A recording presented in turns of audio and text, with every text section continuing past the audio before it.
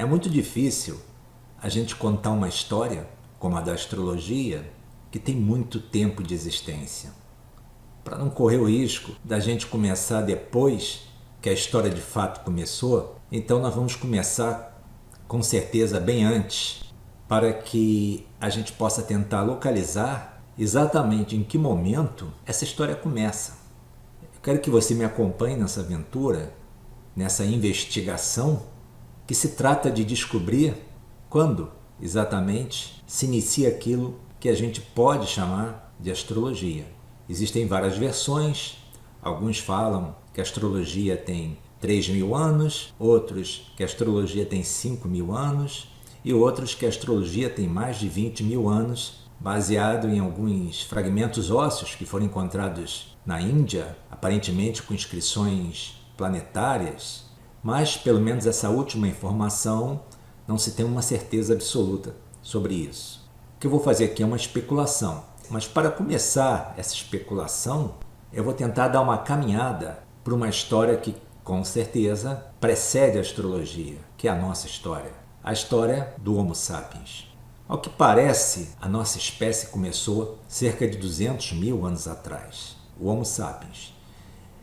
E, durante muito tempo, nós não fomos os únicos Homo que habitavam o planeta Terra. Haviam outras espécies que também andavam sobre duas pernas, utilizavam as mãos para manusear ferramentas, tinham uma inteligência prática e alguma forma rudimentar de comunicação. Uma comunicação meramente concreta, que visava avisar sobre os fatos que ocorriam à volta e sobre aquilo que deveria ser feito. Portanto, uma comunicação bem prática. A nossa espécie, ela habitou esse planeta desde 200.000 anos até agora, e ela conviveu com muitas outras. Ela conviveu com os famosos Neandertais, que se extinguiram há 30.000 anos atrás. Ela conviveu com os Soloenses, ela conviveu com os Florenses.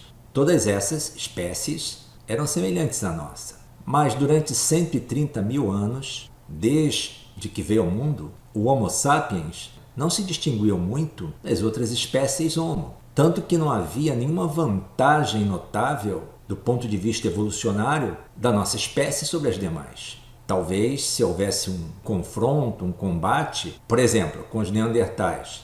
Na força física, os Neandertais provavelmente ganhariam. Mas na agilidade, é provável que os Sapiens se saísse melhor. Enfim, foram 130.000 anos que os historiadores chamam de pré-história. Apenas de 70.000 anos para cá, existe aquilo que se chama de história.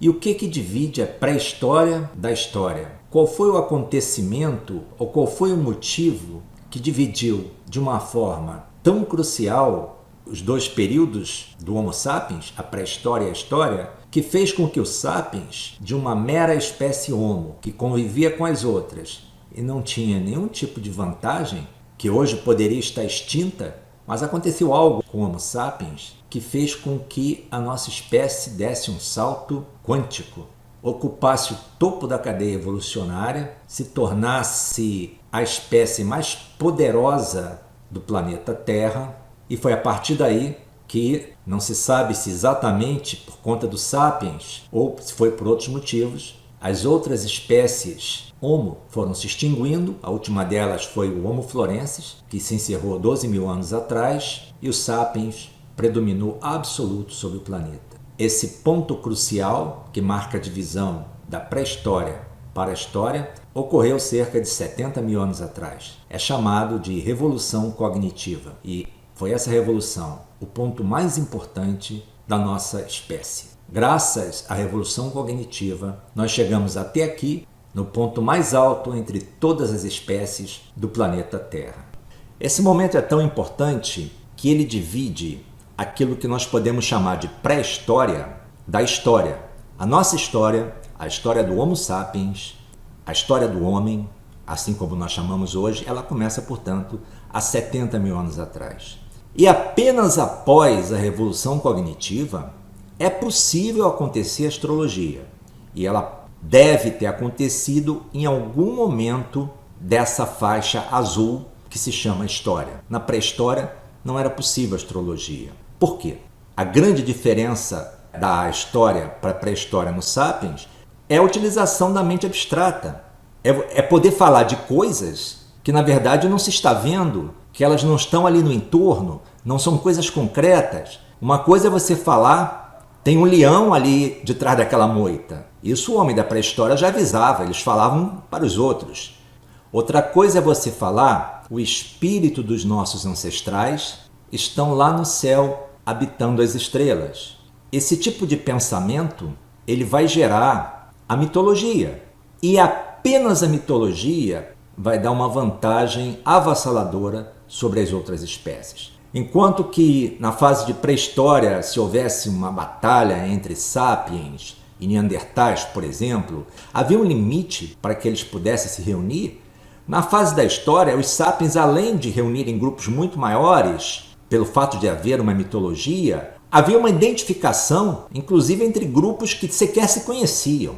E isso dava uma vantagem estratégica, uma vantagem evolutiva, de formas que a partir daí o Sapiens dominou completamente o planeta. Apenas para dar um exemplo, imagine um grupo de neandertais ou de sapiens na fase da pré-história. Então eles estão reunidos em locais diferentes e vamos tentar imaginar quantos indivíduos podem se reunir na base de um conhecimento entre eles. Segundo se diz, pela comunicação boca a boca, direta entre as pessoas, você consegue até o máximo de uma centena de indivíduos.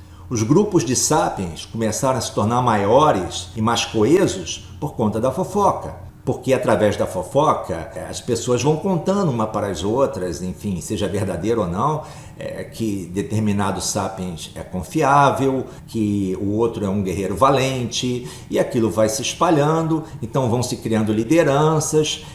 A fofoca permite com que no grupo se estabeleçam certas funções, certas hierarquias. Isso mantém, pelo bem ou pelo mal, mantém o grupo coeso. A fofoca é o primeiro mecanismo de se aumentar o tamanho de um grupo de indivíduos que se comunicam. A fofoca, obviamente, gera mentira. E a mentira está por detrás do mito, porque o mito é você falar sobre alguma coisa que não existe, mas é preciso que a outra pessoa compreenda aquilo e imagine aquilo. E isso só é possível quando a mente ela adquire a capacidade de pensar abstratamente. Aquilo que na astrologia nós colocamos na casa 9. Casa 3, a comunicação concreta, casa 9, a comunicação abstrata. Então, à medida que o Homo sapiens alcança essa comunicação abstrata, ele consegue falar de coisas que não existem e que os outros sapiens conseguem reproduzir também através da comunicação abstrata. Isso está na origem do mito. E o mito é aquilo que permite, então, que uma infinidade de indivíduos se reúnam em torno de uma causa, de uma ideologia, de um líder,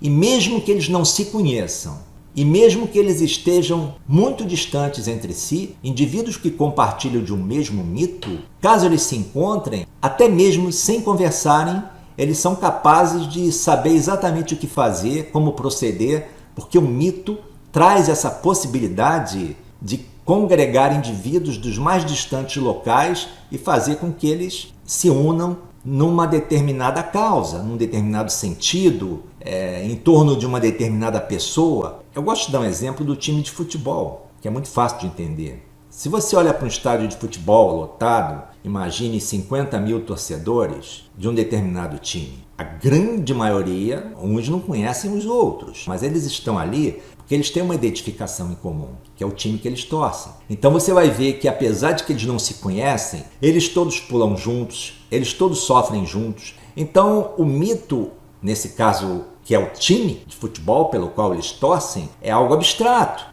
O sujeito torce, digamos, pelo Corinthians, pelo Flamengo. Essa entidade time, ela é abstrata. Apesar de que existem uma representação concreta naqueles jogadores, mas a entidade em si, ela é totalmente abstrata. Se fossem outros jogadores, eles estariam também unidos ali pelo mesmo motivo. E existe um mito da nação, existe um mito de uma tribo. Você verifica entre as tribos norte-americanas ou todas as outras que já foram estudadas, a diferenciação eram os mitos que eles passavam de uma geração para outra, de pais para filhos, boca a boca, e esses mitos iam mantendo aquela comunidade com seus costumes, muitas vezes bem diferentes de uma tribo próxima, que tinham outro tipo de mito. É, portanto, a revolução cognitiva que traz o pensamento abstrato, que cria a possibilidade de mito, e apenas após a existência do mito, a astrologia pode acontecer. Porque a astrologia é a interpretação de sinais abstratos.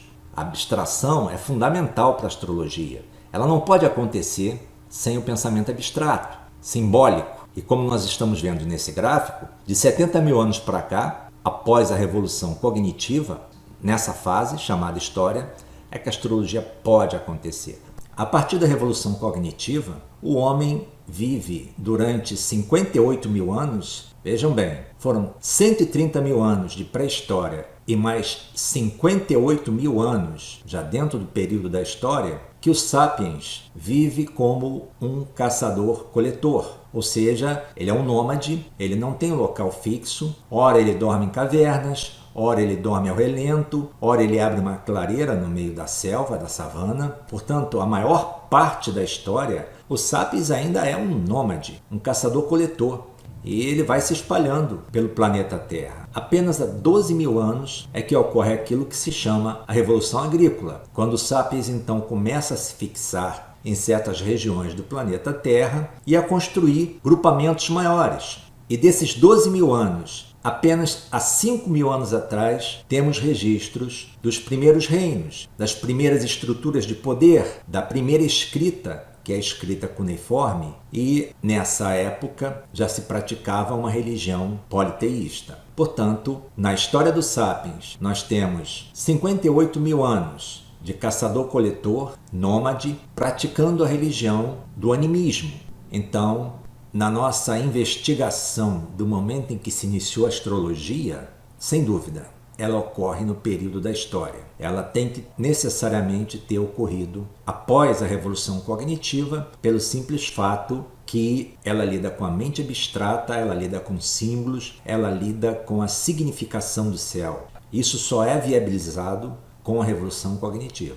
Quando nós falamos de astrologia, é inevitável um passeio pela Mesopotâmia, porque a Mesopotâmia é a região do planeta onde surgem as primeiras estruturas de Estado, de cidades-estado, depois reinos e depois impérios. Na época dos Amoritas, nós tivemos o primeiro império da Babilônia, cujo rei mais conhecido foi Hammurabi, que criou o famoso Código de Hammurabi. Depois vieram os assírios, eram guerreiros muito violentos e eles literalmente trucidavam os inimigos e aqueles povos que eles invadiam. Isso era um problema muito grande, porque obviamente eles eram odiados pelos povos que eles conquistavam.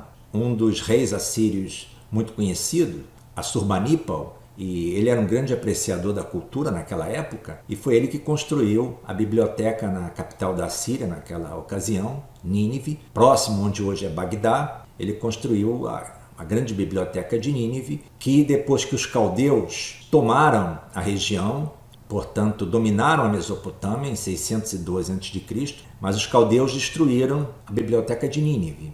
E o Império Caldeu durou muito pouco, cerca de 100 anos. Os persas, sob o comando de Ciro II, tomaram a região e aí a história continua. A astrologia nessa época já vai mudando de paradigma, passando da fase 1 para a fase 2, a chamada astrologia clássica, e vai se espalhando pelo mundo, vai para a Grécia, para Roma, vai se espalhando por todas as partes, mas é muito arriscado dizer que a astrologia surgiu na Mesopotâmia. A Mesopotâmia foi a região onde se encontram os primeiros tratados sobre astrologia. O maior deles, que é considerada a primeira grande obra de astrologia, é o Enuma Enlil, cuja compilação se iniciou aproximadamente a 1500 a.C., mas dessa época também foi encontrado o disco de Nibra, na cidade de mesmo nome na Alemanha, que tinha por finalidade harmonizar os ciclos da Lua e do Sol, o ciclo sinódico da Lua de 354 dias com o ciclo do Sol de 365 dias. E anterior a esses dois eventos, nós temos a construção de Stonehenge, a sudeste de Londres, que aparentemente, além de ser um cemitério, um local de cultos, era também um posto de observação astronômica com interessantes coincidências com os pontos cardeais. Então vamos verificar que nessa época, o auge dos impérios entre os amoritas e os assírios, é nessa época que se encontram aqui e ali, em diversas partes do mundo, objeto, monumento e obras que têm relação com os céus. Aí temos então os primeiros registros. Mas isso não significa absolutamente que a astrologia surgiu na Mesopotâmia e muito menos que ela surgiu nessa época. Portanto, a Mesopotâmia marca o momento dos primeiros registros de atividade astrológica. Uma astrologia diferente, como nós vamos ver no próximo vídeo. A primeira fase da astrologia ela é muito diferente da segunda fase da astrologia, que é chamada astrologia clássica. Foi a maior mudança de paradigma da astrologia, foi da primeira fase para a segunda fase. E atualmente nós estamos vivendo a fase 3, a chamada astrologia moderna, que ela também tem uma característica um pouco diferenciada da astrologia clássica. Mas a nossa busca é o momento em que surgiu a astrologia. A gente já pode afirmar que, pelo menos, uns 5.000 anos, nós podemos, com garantia, dizer que temos astrologia. O primeiro tratado de astrologia, o Enuma, a 1500 a.C. Então, 3.500 anos atrás. Temos um disco voltado para equalizar os ciclos do Sol e da Lua, 3.600 anos atrás. Temos um monumento que levou 1.000 anos para ser construído, portanto, se ele terminou cerca de 4.100 anos atrás, ele tem mais de 5.000 anos. E é um monumento que remete a observações astronômicas. Então, de forma aproximada, com garantia, a gente pode afirmar que a astrologia, no mínimo, 5.000 anos, ela existe na sua forma primordial, que é a fase 1, a fase ex post. Mas será que ela só tem 5.000 anos? Vamos então falar um pouquinho do homem caçador-coletor, a primeira fase em que nós perambulávamos pelo planeta feito nômades, praticando uma religião chamada de animismo. E o animismo, ele se baseia fundamentalmente na consideração da natureza como uma entidade viva. O animista, ele olha para um morro e ele considera que aquele morro é vivo, tem espírito, portanto está animado, daí o nome animismo, né? Ele olha para uma árvore, aquela árvore também tem uma personalidade própria, sendo que o animismo tem uma diferença do politeísmo. No politeísmo, você considera deuses que são representados por essas entidades da natureza, sejam no céu ou na terra. Já o animismo, não. Ele olha para o céu, olha para a terra e cada ser que ele vê ali um indivíduo dotado de vida e de alma. Ele se relaciona com o rio como se fosse vivente, ele se relaciona com a árvore, com os ventos, ele entende que uma montanha pode estar de bom humor, de mau humor, e daí essa relação ela foi se aprofundando, talvez tendendo para um respeito, para um sentimento de que havia algo que não se controlava, superior a eles próprios, e daí provavelmente se origina então o politeísmo, que é a religião que vai dominar o homem agrícola. A Revolução Agrícola aconteceu 12.000 anos atrás e a religião praticada ali era o politeísmo, que é a religião praticada, portanto, na Mesopotâmia, quando os primeiros reinos são estabelecidos. Então, a gente pode ser induzido a considerar que o politeísmo é um resultado do animismo, sendo que para o animismo uma árvore é uma árvore, não é igual a todas as demais, não existe um espírito propriamente por detrás delas todas. Uma montanha é aquela montanha que tem uma determinada personalidade, um determinado temperamento, enquanto que o politeísmo já coloca um Deus antropomórfico, portanto com formas humanas, por detrás desses elementos da natureza, como que se esses elementos todos, no céu e na terra, fossem mensageiros desses deuses a enviar sinais para os homens. Mas esse caçador-coletor é um homem que dormia muitas vezes na clareira da selva, dormia voltado para o céu, obviamente olhava esse céu todos os dias, talvez um céu muito mais limpo do que a gente observa hoje. Eu sou levado a deduzir que o animismo também colocava características humanas, pessoais, no céu, e principalmente naqueles seres errantes, como o Sol, a Lua, provavelmente também em alguns pontos luminosos que se deslocavam por entre as estrelas fixas. Eu me refiro aos planetas. Sendo assim, essa astrologia, esse sentimento desse humor que vem do céu, esse desejo do céu, é provável que ele tenha surgido no seio do animismo, lá entre os caçadores-coletores, que foram passando isso de geração em geração. Então, quando eu vejo a história da astrologia, e normalmente ela é colocada no período da Mesopotâmia, né? Como se a astrologia tivesse surgido por ali. E ali realmente se descobriram escritos cuneiformes em que eram registros que falavam de sinais vindos do céu. Mas eu sou levado a crer que o início mesmo veio do caçador-coletor. E a astrologia, nesse sentido, ela talvez seja muito mais antiga do que se fala hoje em dia, né? 5.000 anos, 6.000 anos. Geralmente se dá essa idade para a astrologia. Eu acredito que ela tenha muito mais tempo que isso e eu vou fazer uma especulação aqui. Em 1939, foi descoberta numa caverna na cidade de Stedal uma estatuetazinha, uma escultura, né, que aparentemente sugere ser um homem com a cabeça de um leão.